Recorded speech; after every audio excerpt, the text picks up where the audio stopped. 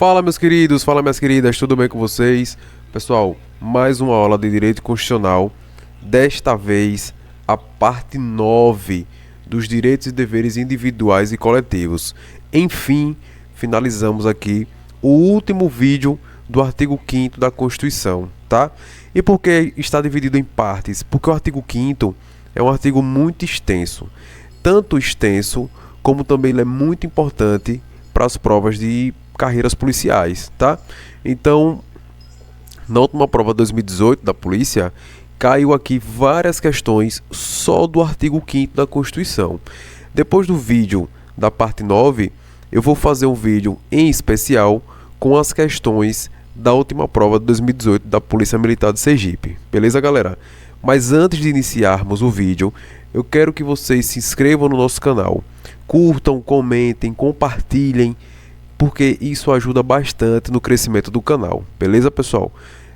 A gente tem uma meta nesse mês de agosto de bater 250 inscritos, certo? Falta muito pouco para a gente atingir essa meta, galera, então a gente precisa muito da ajuda de vocês, beleza? Então, pessoal, dá essa moral, curtam o nosso vídeo, comentem, vão lá nos comentários, coloquem lá o feedback de vocês. Eu estou recebendo várias mensagens de agradecimento, a galera falando do conteúdo, que o conteúdo está ajudando bastante. E isso pra gente é muito gratificante, beleza? Então dê essa moral aí pra gente, se inscreva no nosso canal, porque isso ajuda bastante aí no nosso engajamento. Beleza, galera? Então depois da nossa vinheta, daremos início aí à última parte, no caso a parte 9, dos direitos e deveres individuais e coletivos. Beleza? Valeu, tamo junto.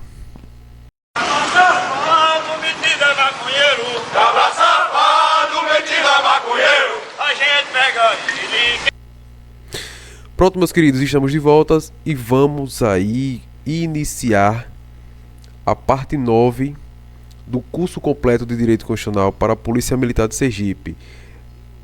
Parte 9 dos direitos e deveres individuais e coletivos, beleza? Então vamos lá. Qualquer cidadão é parte legítima para propor ação popular que vise a anular ato lesivo ou patrimônio público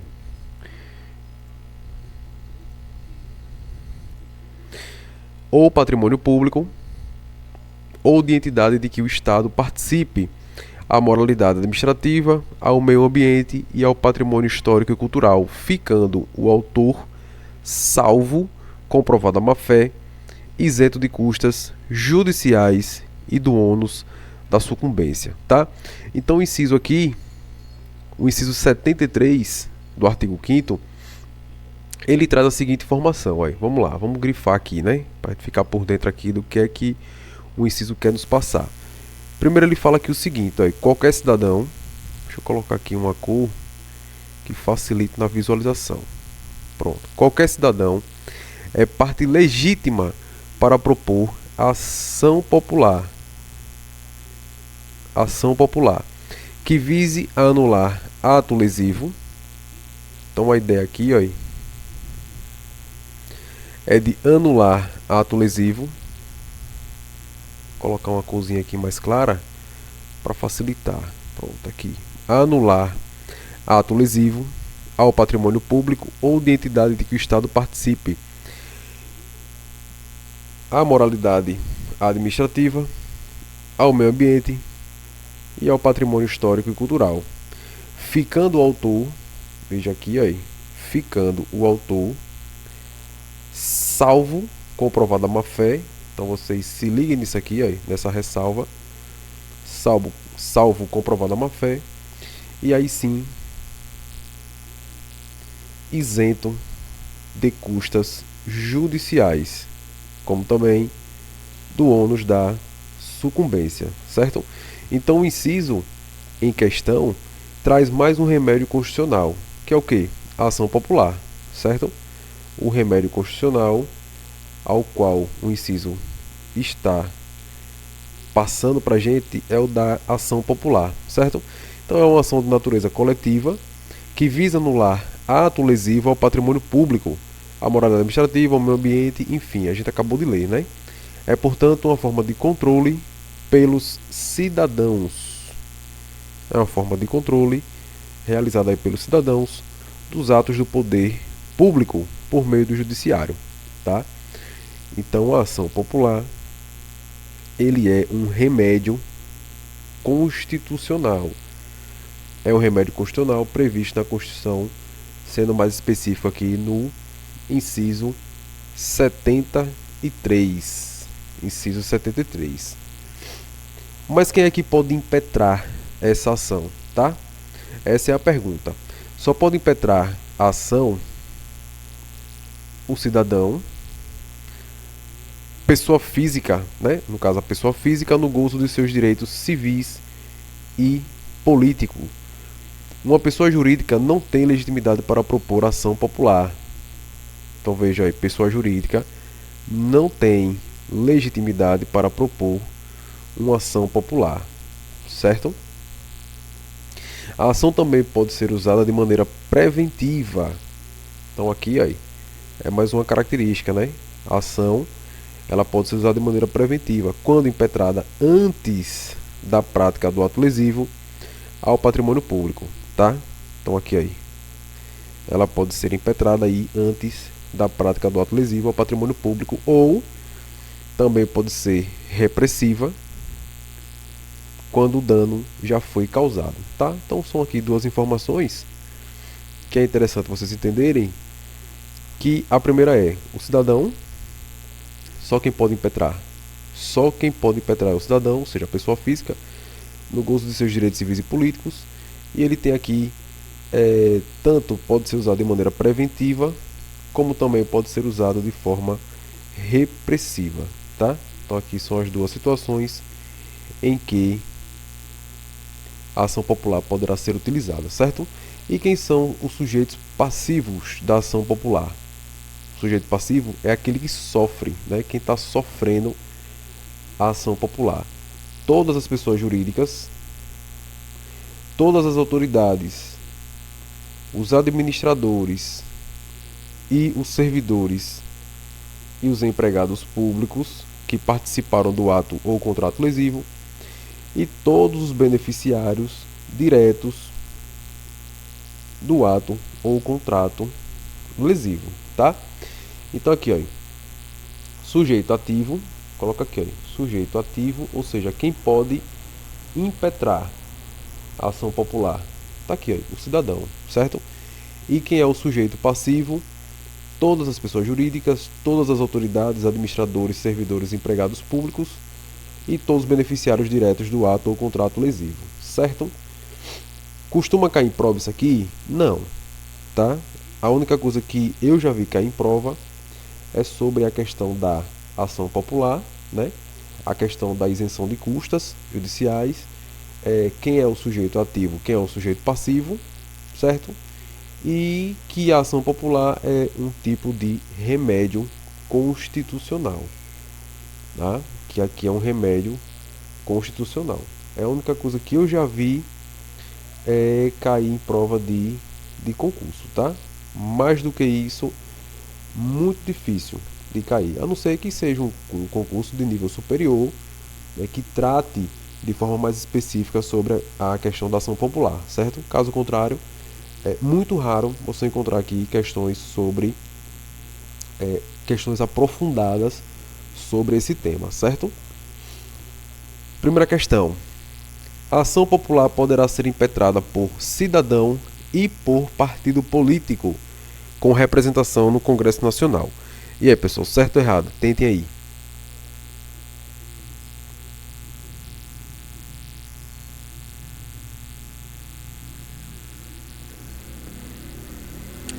Bom, a gente acabou de ver que a ação popular, ela só pode ser intentada ou impetrada, né? Porque aqui as bancas eles costumam colocar palavras geralmente ou sinônimas ou antônimas, né? Para confundir aqui o candidato, certo? Intentada é o mesmo que impetrada, certo? Ou seja, a ação popular poderá ser impetrada ou intentada por cidadão, e até aqui ó, está correto, e por partido político com representação no Congresso Nacional. A gente já viu que não, tá errado, né? Partido político, ele não tem legitimidade para impetrar ação popular, certo? Somente o cidadão. Beleza? Então aqui a banca colocou o partido político com representação no Congresso Nacional. Isso aqui é para confundir, certo? Isso aqui é pegadinha. A gente já viu aqui, ó, somente o cidadão, no caso pessoa física, né, no gozo de seus direitos civis e políticos, tá?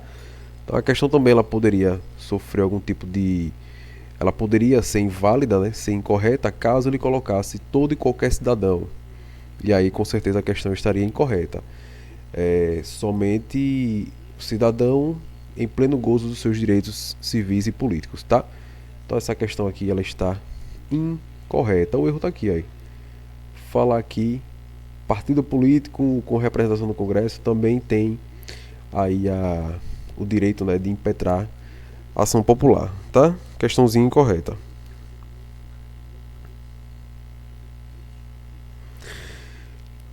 O Estado prestará assistência jurídica integral e gratuita aos que comprovarem insuficiência de recursos. Então, o Estado prestará assistência jurídica integral e gratuita aos que comprovarem insuficiência de recursos. Aqui a gente está falando sobre a famosa Defensoria Pública, tá? Então, essa previsão constitucional visa garantir a todos o acesso à justiça. Em concursos, você deve ficar atento ao fato de que a assistência jurídica integral e gratuita só é devida aos pobres e aos que comprovarem insuficiência de recursos, tá? Então vocês têm que entender isso aqui, aí, certo? A Defensoria Pública da União, dos Estados e do Distrito Federal é o órgão público incumbido de desempenhar o papel previsto no inciso 74, certo? Então aqui ele fala sobre a Defensoria Pública, do papel da Defensoria Pública aí na prestação de assistência jurídica, tá? Aqui não tem muito que a gente também se aprofundar, não. É só isso aqui mesmo. E não tem o que a gente se aprofundar, tá? O inciso 75 nos traz a informação de que o Estado indenizará o condenado por erro judiciário, assim como o que ficar preso além do tempo fixado na sentença, tá? Então, cadê? O que ficar preso além do tempo fixado na sentença. Então imagina a situação em que Joãozinho, esse Joãozinho, ele tá sempre aqui nos meus exemplos, né? O Joãozinho, ele foi preso por engano, tá? A polícia pegou Joãozinho foi levado para a delegacia, foi feita ali a prisão em flagrante, e Joãozinho passou por uma audiência de custódia, a prisão dele, né, permaneceu, né, o juiz decretou a prisão dele, e aí ele ficou ali respondendo o processo preso, tá? Ele ficou respondendo o processo preso. Não é novidade para ninguém que a nossa justiça brasileira, ela não é célere. Então, Joãozinho ficou ali, aí, enjaulado por um período de 1 ano. E aí, no final do processo, foi confirmado, né, que Joãozinho foi preso por erro judiciário, tá? Joãozinho não poderia ter ficado preso porque Joãozinho não cometeu nenhum crime. Então foi constatado um erro judiciário e aí Joãozinho passou 1 ano, né, perdeu aí 1 ano da sua vida enjaulado. Então nesse caso, o inciso 75 traz a informação de que Joãozinho será indenizado, tá? Será indenizado pelo erro judiciário. E quem é que vai pagar? O Estado, né? Joãozinho vai entrar ali na justiça, vai solicitar aí uma indenização pelo tempo com o qual ele ficou preso, certo? Como também o que ficou preso além do tempo fixado na sentença. Então, era para ele ficar preso durante 5 anos, o mesmo Joãozinho, tá? Ele foi condenado, de fato foi comprovado lá que ele tinha cometido aquele determinado crime, que não nos interessa, vamos botar aqui um crime X, tá? E aí Joãozinho era para ter ficado 5 anos preso, ficou 7, tá? A justiça demorou, o juiz demorou para decretar a sua soltura, enfim, Joãozinho acabou ficando 2 anos a mais do que era previsto na sentença, o que era fixado na sentença. E aí o Estado também indenizará, né, esse tempo que Joãozinho ficou preso além do tempo fixado na sentença, beleza? O inciso 76 são gratuitos para os reconhecidamente pobres na forma da lei. E aí a gente vai falar aqui sobre alguns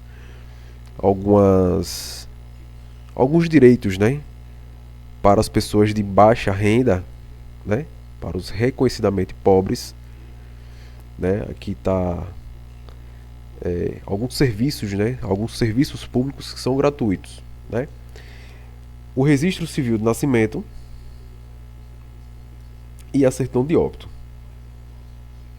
Então, por incrível que pareça, quando você nasce, você tem direito a um registro, e quando você morre, você tem direito a outro registro. Então, aqui, o registro de nascimento, e quando você morre, a certidão de óbito, tá? Porém, são gratuitos apenas para os reconhecidamente pobres. E aí? Será que isso aqui está de acordo com a Constituição? Bom, está escrito na Constituição, porém, não é bem assim que a banda toca. Vamos ver aqui, ó. O STF julgou constitucional a lei que prevê gratuidade do registro de nascimento, do assento de óbito, bem como da primeira certidão respectiva a todos os cidadãos, tá? Só que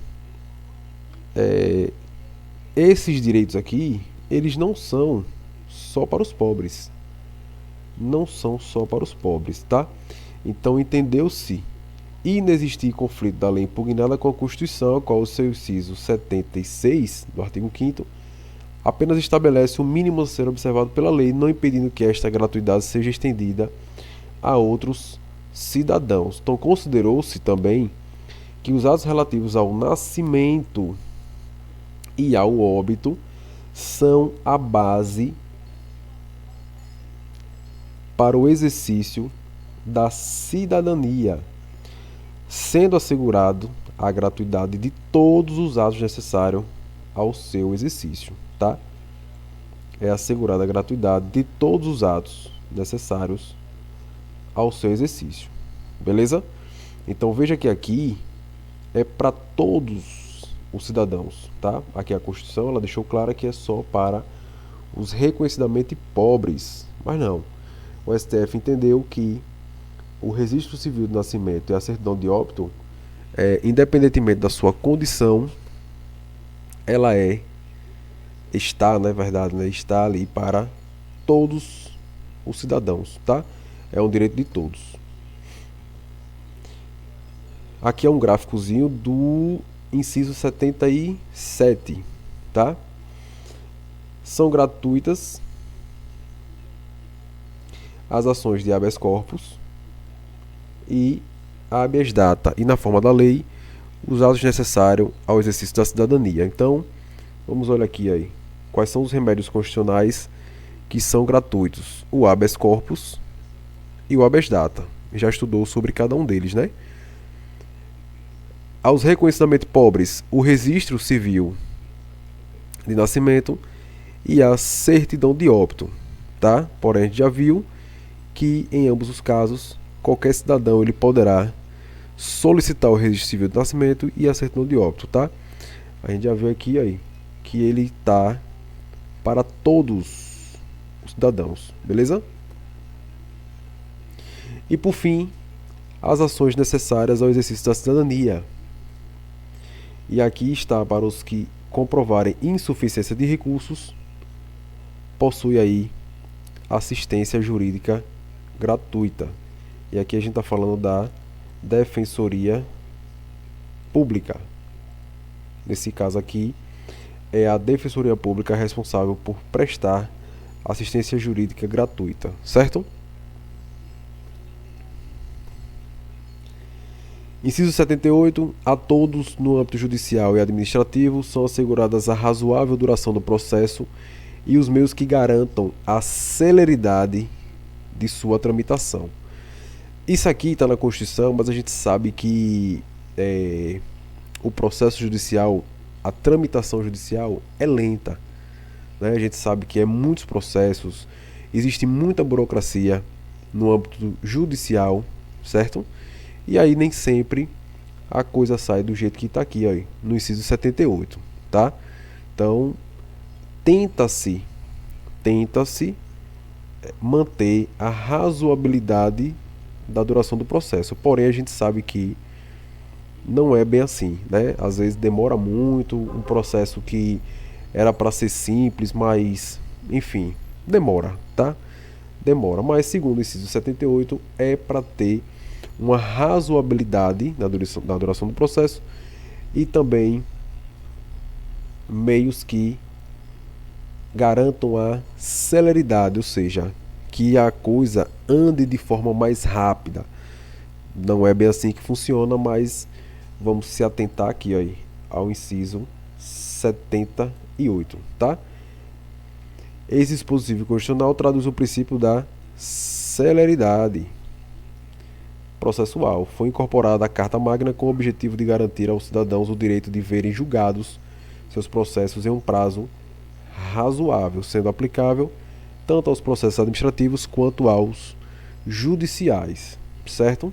É o que está na Constituição. Que acontece na prática? Não. Eu acredito que existe uma demora muito grande aí em relação à celeridade dos processos judiciais, certo? Parágrafo 1º. As normas definidoras dos direitos e garantias fundamentais têm aplicação imediata, tá? Então, ó, se atentem a isso aqui, certo? Os direitos e garantias individuais, eles possuem aí aplicação imediata. Então, se atentem a essa informaçãozinha aqui, ó, certo? A banca pode colocar aqui que a aplicação é imediata, sem o i. Então, se colocar imediata, está incorreto, certo?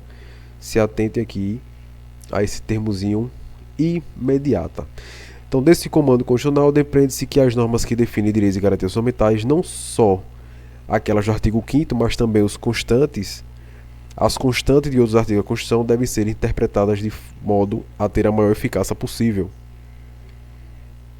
mesmo quando ainda não regulamentadas pelo legislador ordinário. Isso porque vários direitos e garantias fundamentais estão previstos em normas de eficácia limitada, dependendo de regulamentação para a produção de todos os seus efeitos, tá? Mas mesmo assim, isso não impede de que a aplicação dos direitos e garantias fundamentais sejam aplicadas de forma imediata, certo? Os direitos e garantias expressos nesta Constituição não excluem outras decorrentes do regime e dos princípios por ela adotadas ou dos tratados internacionais em que a República Federativa do Brasil seja parte, tá? Então, o que está previsto no artigo 5º, né, que fala sobre os direitos e garantias fundamentais, ela não exclui os outros direitos e garantias decorrentes do regime e dos princípios por ela adotados. Por ela quem? A própria Constituição, tá? Então, tanto é que os direitos e garantias fundamentais, ele possui um rol exemplificativo.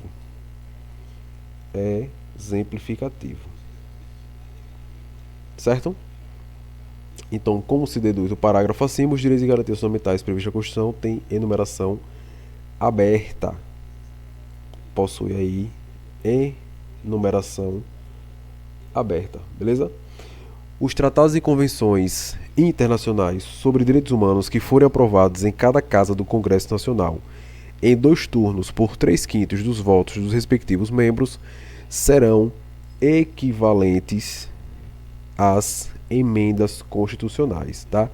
Aqui, na verdade, é um rito que se segue para a aprovação de direitos humanos, tá? Então a aprovação tem que ser daqui aí. em cada casa do Congresso Nacional, ou seja, Câmara dos Deputados e Senado Federal. Tem que ser aprovado em dois turnos por 3/5 dos votos dos respectivos membros. E aí, se passar por esse rito, o tratado ou a Convenção Internacional sobre Direitos Humanos terá equivalência às emendas constitucionais, certo?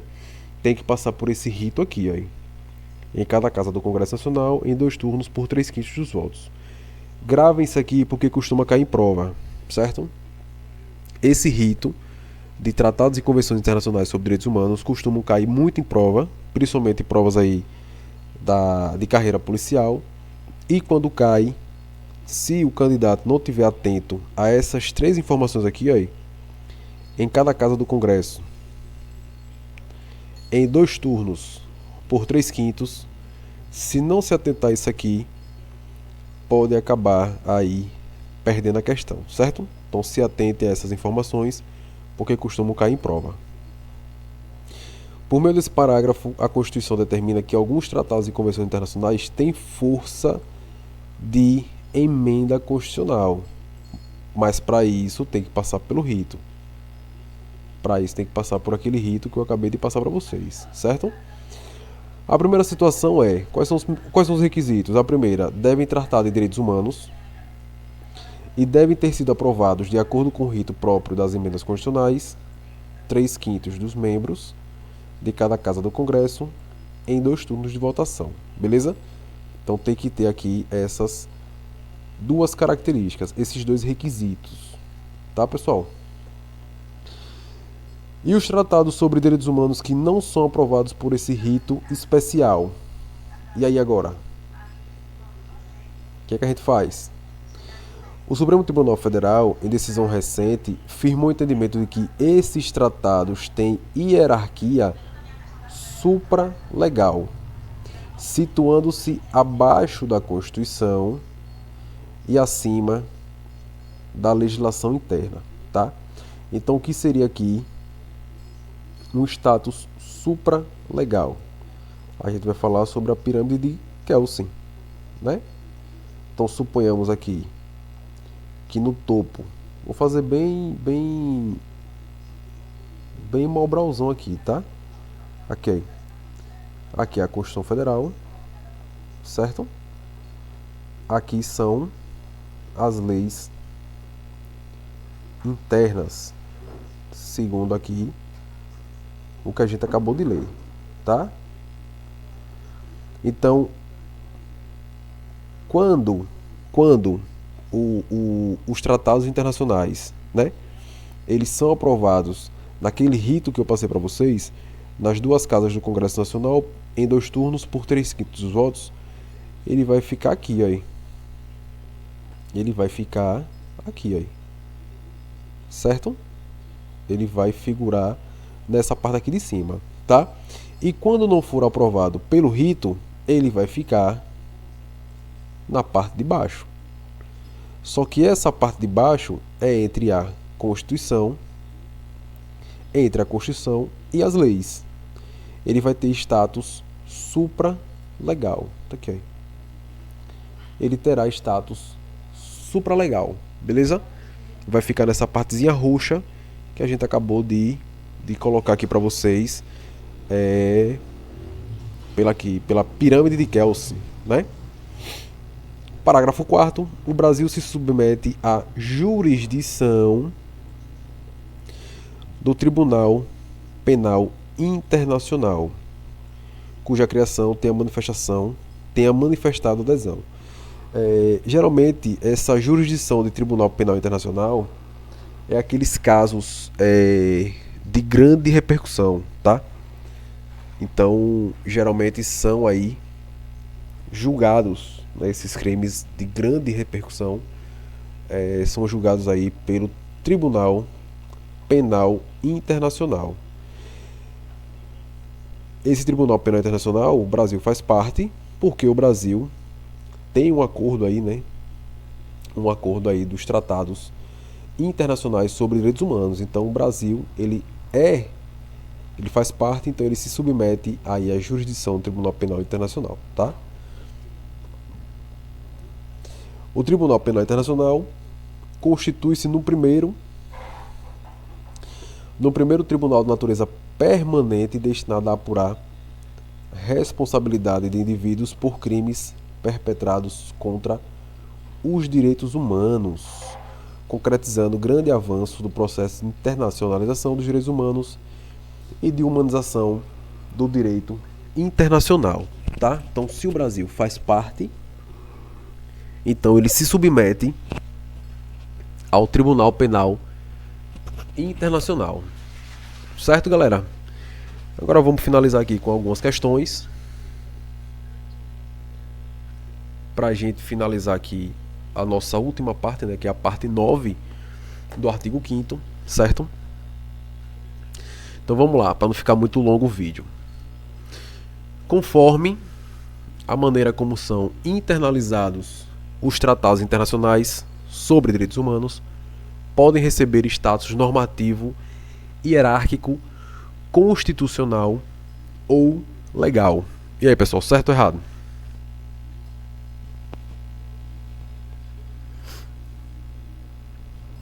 Vamos lá. Conforme a maneira como são internalizados os tratados internacionais sobre direitos humanos, eles podem receber status normativo hierárquico constitucional, certo? Ou status legal.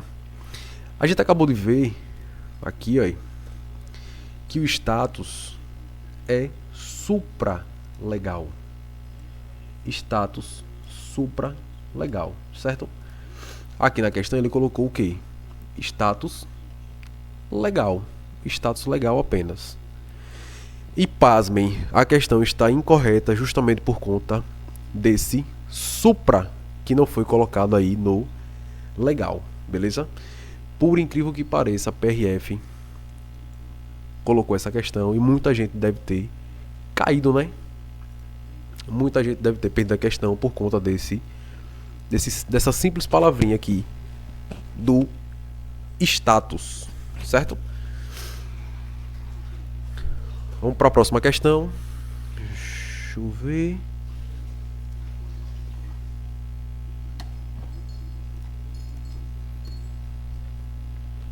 Os tratados internacionais sobre direitos humanos possuem status de emendas constitucionais, de maneira que a autoridade pública que a eles desobedecer estará sujeito a responsabilização. E aí, certo ou errado?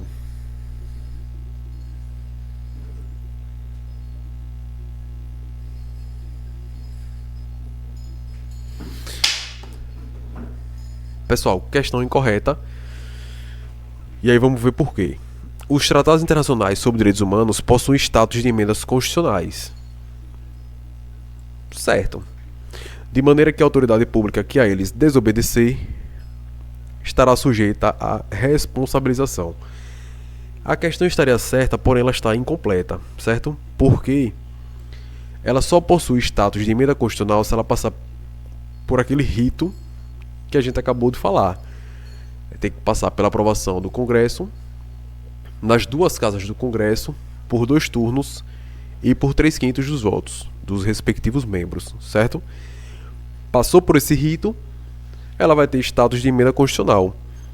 Mas também tem aqueles tratados que não passam, que não são aprovados pelo rito, né, que a gente acabou de falar, lá do parágrafo 4º.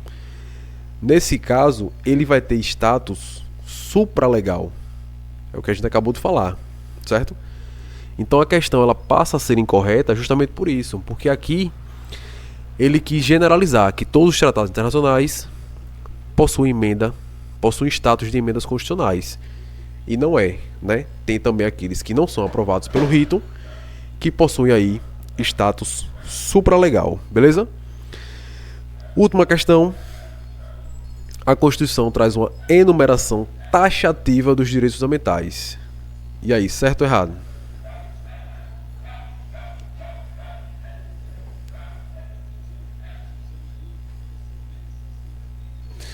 Pessoal, a gente já viu que os direitos e garantias fundamentais, eles possuem enumeração exemplificativa. Exemplificativa, tá? Então, tá horrível minha letra E, mas o importante é que vocês entendam que a Constituição ela traz uma enumeração exemplificativa. Por que exemplificativa? Porque ao longo de toda a Constituição, vocês vão se deparar com direitos e garantias individuais, com princípios, né? Então não está só no artigo 5º da Constituição. Você vai ver esses direitos fundamentais durante toda a Constituição Federal, tá? Então o que está lá no artigo 5º não são direitos taxativos, mas sim direitos. A enumeração ela é exemplificativa, porque você encontra vários desses direitos durante a Constituição, tá? E não só ali no artigo 5º. Beleza? Pessoal, finalizamos todo o artigo 5º da Constituição Federal, certo? Chegamos aqui até a parte 9 só falando sobre o artigo 5º, né? São 9 partes só falando do artigo 5º, mas a gente conseguiu aí finalizar o nosso material, beleza? Desejo a todos vocês bons estudos, fiquem todos com Deus e até o próximo vídeo, beleza? Não deixe de se inscrever no nosso canal, curtam, comentem, compartilhem, porque isso nos ajuda bastante aí no engajamento do canal, beleza, galera? Então valeu, fiquem todos com Deus e até o próximo vídeo. Fui!